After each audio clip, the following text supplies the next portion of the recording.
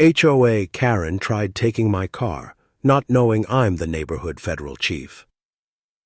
It all started on a quiet Saturday morning. The street was calm. The sun was shining. And then she walked up to my driveway, heels clicking on the pavement like a warning bell. Her voice cut through the air, sharp, accusing. "This car doesn't belong to you. You stole it." The neighbors peeked out from their windows, holding their breath. 2 security guards rolled in, ready to drag me away. And in that moment, Karen thought she had won, but what she didn't know was who I really was. And when I showed her, everything in this neighborhood changed forever. Welcome back to Beyond HOA Karen, where every street hides a secret. And every HOA has a story worth telling. My name is Daniel. I live in a quiet suburban neighborhood in Virginia. From the outside, it looks perfect. The lawns, the fences, the smiling neighbors. But behind all that, there's a war of power, pettiness, and secrets. And this is the story of how my own HOA president tried to take my car. Without knowing, I was the one person she should have never crossed. It started like any other weekend morning. The sky was clear. The air was calm. The kind of morning where you believe nothing can go wrong. But in my neighborhood, peace never lasted long. Not with Karen around. I was standing in my driveway, coffee in one hand, admiring my brand new white convertible parked neatly in front of me. The car gleamed in the sunlight, a reward for years of hard work, a symbol of freedom. And then I heard it, the sharp click of high heels on pavement, each step growing louder, like a countdown to trouble. When I turned my head, there she was, Karen, the president of our HOA, dressed like she was running for mayor of the cul-de-sac, hair perfectly sprayed, lips curled into a smile that never reached her eyes. She stopped right in front of my car, leaned close, and dragged her long red nails across the hood like it was hers. And then she looked straight at me and said words that made my blood run cold. "This car doesn't belong to you. You stole it." I almost laughed. I thought she was joking, but then I saw her phone in her hand, camera already recording, ready to blast me across the HOA Facebook group. My coffee suddenly tasted bitter. I set it down slowly and asked her what she meant. Karen tilted her head like a cat playing with a mouse. She spoke loud enough for every neighbor peeking from their windows to hear. "You're not allowed to have this car. It doesn't match the neighborhood guidelines. And besides, I know this isn't yours." Her voice cut through the still air, and I swear I could hear the shutters of blinds snapping shut as more neighbors hid behind curtains, desperate to catch the drama without being seen. And drama is exactly what Karen lived for. I tried to stay calm. I asked her to step away from my car, but instead, she pulled out her phone and dialed. I heard her say the words I knew she'd been dying to say all morning. "Yes, HOA security. Get here fast. I caught him. He stole my car." Her car? I wanted to laugh, but something told me to keep quiet. Let her dig her own grave. Within minutes, I heard the low hum of an engine turning the corner. 2 HOA security guards pulled into the street, their SUV creeping toward my driveway like a scene from a bad cop show. Both of them stepped out, hands on their belts, looking half bored, half annoyed. Karen waved her arms dramatically, like she was calling soldiers to battle. "There he is," she shouted. "That's the thief. Arrest him." I stood there, silent. The guards looked at me, then at the car, then back at Karen. One of them asked her, "Ma'am, are you sure this is your car?" Karen puffed out her chest like a queen addressing her court. "Of course it's mine. He doesn't belong here. He never did." Her words hit me harder than I expected. She wasn't just trying to take my car. She was trying to erase me from my own neighborhood. The guards shifted uncomfortably, clearly unsure what to do. But Karen wasn't finished. She stepped closer to me, her perfume sharp and bitter. "You think you can just show up here, park this flashy car, and ignore the rules? Not in my neighborhood." The way she said, "my neighborhood," sent a chill down my spine, because in that moment, it wasn't just about the car. It was about control, power, ownership, and all the neighbors hiding behind curtains. They weren't just watching a fight over a car. They were watching to see who really ruled this street. Karen, or me. I didn't speak. Not yet. I let the silence hang heavy in the air. Karen smiled like she had already won. The guards took a step toward me, waiting for her command. And that's when I knew. This was bigger than a petty HOA rule. This was a battle line drawn in the concrete of my own driveway. And if I lost here, I would lose everything in this neighborhood. The question was simple. Would I let Karen take away what I earned? Or would I finally show her who she was really messing with? So tell me, if you were standing in my driveway that morning, and the HOA president accused you of stealing your own car, what would you have done first? Stayed silent like me, or exploded right back at her? The guard stared at me, waiting for my reaction, and all I could think was how ridiculous it had all become, because in my neighborhood, nothing was ever simple. From the outside, people saw beauty, the lawns, trimmed to perfection, the mailboxes, polished like trophies, the fences, all painted the same color, as if copied from a catalog. But inside, it was a different story. The HOA was not a group. It was a kingdom. And Karen, she wasn't just the president, she was the crown. Every letter she sent, every fine she gave, every glare she threw at a neighbor's garden gnome was law. I had seen her ruin people. The Johnsons had to repaint their entire house because she claimed the color looked sad. The Millers replaced their mailbox 3 times because it wasn't the approved height. And old Mr. Clark, he sold his home after she fined him weekly for having a bird bath that attracted too many pigeons. So when she stood in front of my car that morning, accusing me, I realized it was more than a fight.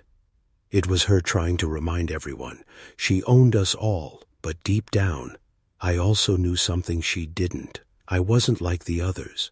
I wasn't afraid of her. And that alone made me dangerous in her world.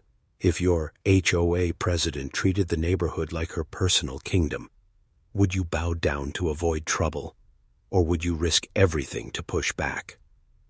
Karen's voice rose higher, shrill like a siren. "This thief doesn't belong here. Take him away." The guards hesitated, glancing at each other, not sure what to believe. They didn't want to cross Karen, but they didn't want to make a mistake either. And that pause, that hesitation, was enough for the neighbors to push their blinds wider. They wanted a show. And Karen was ready to deliver. She walked around my car like a lawyer building a case, pointing at the shine of the paint, the leather seats, the plates still fresh from the dealer. "Look at this. He could never afford this car. It's not his. It's mine." I felt my jaw tighten. She wasn't just calling me a thief. She was calling me a fraud, as if years of sweat and late nights meant nothing. As if my success couldn't possibly belong to me. The guards moved closer, and Karen smirked. She thought it was over already, but she didn't know what I had in my pocket. Have you ever had someone so sure of your guilt that they celebrated your downfall before it even happened? The guards stepped forward. One of them reached for my arm, and for a moment, I thought about letting them take me, just to see how far Karen would go with her lie. But then, I saw her face, that smug smile, that hungry look of victory. She wanted this moment more than anything. She wanted to humiliate me in front of the whole street, and that's when something inside me hardened. I wasn't going to give her that satisfaction. I stood tall, meeting the guard's eyes. I didn't move. I didn't resist, but I also didn't break my stare. They froze, unsure, their hands trembling between Karen's order and my silence. Karen hissed in my ear, "You're finished here. You'll regret ever moving into my neighborhood." Her words rolled off me like smoke, because what she didn't realize was that I was holding a card she could never play. What would you do in my place? Let the guards drag you away just to expose her lie later, or stop the game right there in the driveway? I reached slowly into my pocket. Karen stepped back like I was pulling a weapon. The guards tensed, their hands twitching near their belts, but when I pulled it out, it wasn't a weapon at all. It was a badge, a golden emblem that caught the sunlight. A badge that carried more weight than Karen's entire HOA board combined. I held it steady. Let them read the words. Federal Chief. The guards froze. Their eyes widened. Karen's smile cracked like glass. Her voice stumbled. What? What is that? This isn't real. But it was real. And in that moment, the entire balance of power shifted. The guards no longer listened to Karen. They listened to me. If you had the power to shut down every lie with just one badge, would you show it right away? Or wait until the perfect moment to crush your enemy's pride? Karen's laughter broke the silence, high and shaky. He's faking. He's pretending. You can't believe this. But her words had no weight anymore. The guards stood straight, their eyes on me, waiting for instruction, not her, and for the first time since I moved here, I saw it, fear in Karen's eyes. She wasn't the queen anymore. She was just another neighbor, caught in her own lie. I stepped closer, close enough for her to hear me whisper, "You wanted to take my car, but what you really lost was control." Her face turned pale. She backed away, her heels clicking fast against the pavement, and the neighbors who once feared her now saw her as nothing more than a bully stripped of her crown. Do you think someone like Karen can ever change after losing power? Or do people like her just find new ways to control? That night, my car was still parked in the driveway, untouched. The same neighbors who hid behind curtains now walked over, shaking my hand, thanking me for standing up to her. They whispered stories, how Karen fined them, how she bullied them, how she made their lives miserable, and for once, they weren't afraid to speak out because the spell was broken inside her house. Karen's lights stayed off, curtains drawn, no more footsteps clicking down the street, no more late-night letters slipped under doors. The HOA still had rules, but the queen had lost her crown, and all it took was one moment in my driveway, when she tried to take something that never belonged to her. Now every time I look at my car, gleaming under the sun, I think about that day, and I wonder, if you were in my neighborhood, would you still trust the HOA after seeing what Karen tried to do, or would you fight to end it once and for all? The guards didn't speak at first. They just stared at me, then at Karen, then back at the car. And in that silence, I heard it, the sound of blinds snapping shut, neighbors hiding, waiting to see who would fall first. Karen broke the silence with a laugh that felt like nails on glass. She marched around my car, heels digging into the pavement, circling like a predator around prey. Her voice carried across the street, sharp, theatrical, designed for an audience.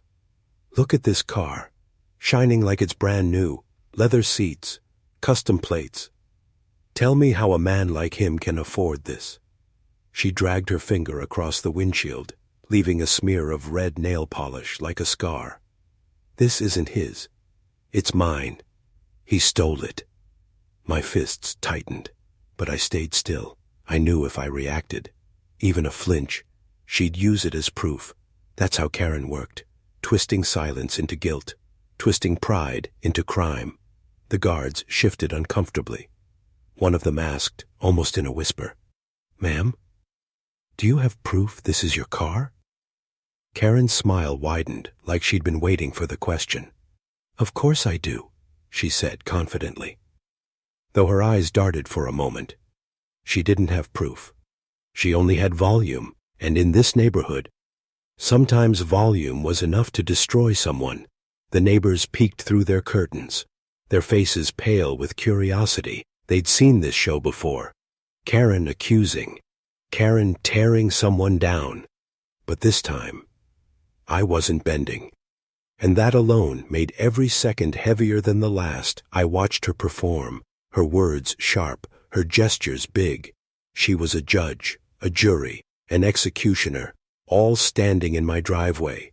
And if the guards gave in, I knew she'd ruin me before the sun went down. I stayed silent, my hands calm at my sides, and I could see it infuriated her, because silence meant control. And she hated not being the one holding it. Karen stepped closer, her perfume heavy in the air. "You don't belong here," she hissed under her breath. "This car, this street, this neighborhood, none of it was meant for you." That was it. That was the truth behind her rage. It was never about the car. It was about me. She couldn't stand that someone she couldn't control, someone she couldn't intimidate, lived on her street, and now she wanted to use the one weapon she always carried, humiliation. She wanted me dragged away like a criminal, while she stood tall as the hero of the cul-de-sac. But what she didn't know was that I was holding a weapon of my own, not of steel, but of truth. And when I revealed it, she'd wish she never stepped into my driveway that morning. So tell me, if your neighbor accused you of stealing your own car in front of the entire street, would you stay calm and silent like I did, or would you fight back right there on the spot? The guard's hand brushed against my arm, not a full grab, but close enough to send a message. And in that instant, the air around us grew heavy, like the whole neighborhood was holding its breath. Karen's smile stretched wider. She leaned back with the confidence of a queen, watching her order carried out. Her eyes glittered, hungry for the moment she could claim victory in front of everyone. "This thief doesn't belong here," she shouted, her voice echoing off the walls of perfect houses. "Take him away!" The guard hesitated, his grip not yet firm. But Karen filled the silence with more venom. "He's nothing but trouble. He lies, he cheats, and now he steals. I warned you all, and look what happened." Her words cut deep, not because they were true, but because the neighbors believed her so easily. I saw them peeking from behind curtains, shadows trembling, eyes wide. They weren't just watching a fight over a car. They were watching to see if Karen could still crush whoever she chose. Eyes felt my jaw tighten. Every part of me wanted to snap back, to shout the truth in her face. But I didn't, not yet, because anger would feed her. And silence. Silence was starving her pride. The guards looked at me, waiting for a reaction, their brows furrowed, their mouths tight. They didn't trust Karen completely, but they also didn't want to challenge her. That was the power she held over this street. Power built on fear. Karen leaned closer, her whisper sharp enough to slice through me. "You're finished. You'll regret ever moving here." Her perfume was suffocating, her words even more so. But I didn't flinch. I let her believe she was winning, because I knew something she didn't. This wasn't her stage anymore. It was mine, and in just a moment, I was going to turn her perfect little performance upside down. If you were in my place, would you have let the guards touch you just to expose her lie later? Or would you have stopped the whole game right there in the driveway? Karen's voice rose higher, sharp, desperate. "Don't just stand there. Take him away." The guards stepped closer, their shadows stretching across the hood of my car, and for a split second, I almost let them grab me, just to watch her celebrate too soon. But then, I remembered what I carried in my pocket. My fingers brushed against it. Cold metal against warm skin, a reminder of who I was, and what power really looked like. I took a slow breath and reached into my pocket. Karen flinched back, like I was pulling a weapon. The guards stiffened, hands twitching near their belts, ready for anything, but when I pulled it out, the entire street went silent. It wasn't a weapon, it was a badge, gold, gleaming in the sunlight. Heavy with authority, I held it steady in the air. Let them read the words burned into it. Federal Chief. The guards froze. Their eyes locked on me. Not her. Karen's smile cracked, her lips trembling. What? What is that? This isn't real. It can't be. Her voice shook, but I didn't say it. Because I knew the truth, and the truth had just broken her stage in half. The guards stepped back, their faces pale. They no longer listened to Karen's shrieking orders. They were waiting for mine, for the first time. Karen looked small, her hands shook, her heels wobbled on the pavement, and in her eyes, I saw it clear as day. Fear. If you had the power to flip the entire game with one badge, would you show it early to shut her down fast, or wait until the last moment to crush her pride completely? Karen laughed, but it wasn't the laugh of confidence anymore. It was shaky, brittle, the sound of glass cracking under pressure. He's lying. He's faking. You can't believe this, she shouted. Her hands waved wildly, her voice shrill, trying to claw back the power slipping through her fingers, but the guards didn't move toward me anymore. They didn't even look at her. Their eyes were on me, steady, waiting for my lead, not hers, for the first time.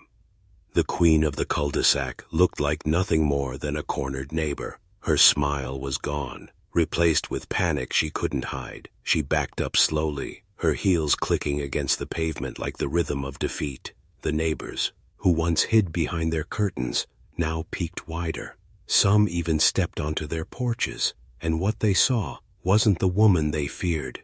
It was a bully, stripped bare, exposed in the daylight. I walked closer, slow, deliberate, and when I was close enough, I whispered the words she never thought she'd hear. You wanted to take my car, but what you really lost today was control.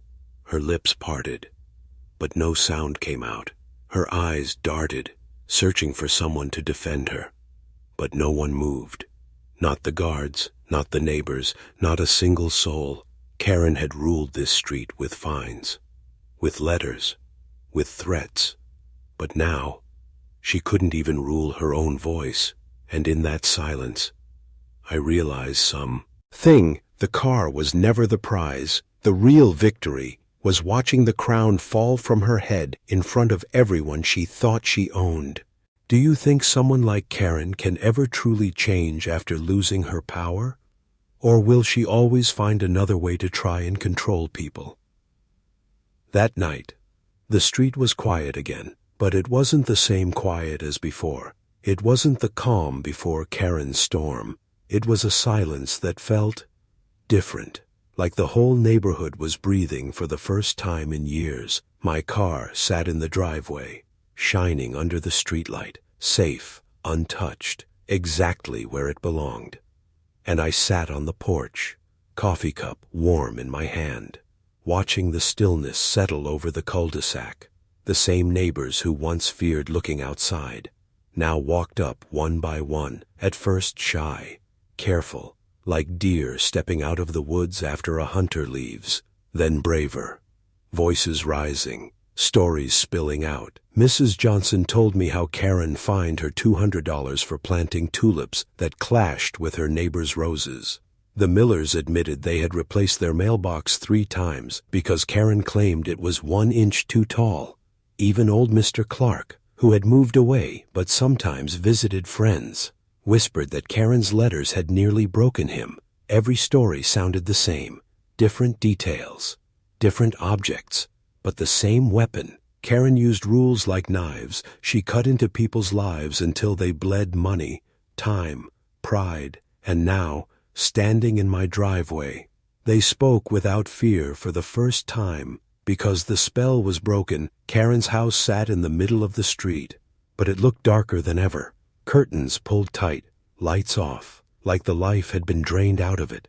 No footsteps clicking down the sidewalks, no angry letters taped to doors, no late-night patrols pretending to check for violations. For years, Karen had been the loudest voice in the neighborhood, but tonight she was silent, and her silence was louder than all her shouting combined. I thought about the way she looked Earl. That day, the way her smile cracked, the way her voice shook, the way the guards turned their backs on her. For someone who thrived on control, losing it must have felt like drowning. But I also knew something else. People like Karen, they don't disappear, they hide, they wait, they plan their next move in the dark. And part of me wondered, was she sitting inside right now, staring at the wall, thinking of how to take it all back? Would she come back with another rule, another fine, another trick to control us? Or was her crown broken for good? I leaned back in my chair, staring at the night sky above my perfect suburban street, the same street she once ruled like a tyrant. And I realized, perfection has always been a lie here. Behind every trimmed lawn and painted fence, there was fear. Fear of Karen, fear of the HOA, fear of losing what we worked for because of one person's pettiness. But that night, I saw something stronger than fear. I saw neighbors standing together. I saw heads lifted instead of bowed. I saw a community that finally remembered. We were the ones who built this neighborhood, not Karen, not her letters, not her threats. It made me wonder, how many neighborhoods out there are still living under their own Karens? How many people are still trapped by rules that make no sense? How many are still too scared to fight back? Because here's the truth, HOAs are supposed to protect us. But sometimes they become the thing we need protecting from, and until someone stands up, until someone says enough. The Karens of the world keep winning. I took another sip of coffee, the steam rising into the cool night air. The car gleamed in the driveway, a reminder of what started it all. But to me, it wasn't about the car anymore. It was about something bigger. It was about control, justice, and the moment a crown shattered in the middle of the street, the neighbors slow. Owly drifted back into their homes, whispering goodnight, their shoulders lighter than before. The cul-de-sac was calm again, almost too calm, and as the last porch light flicked off, I kept staring.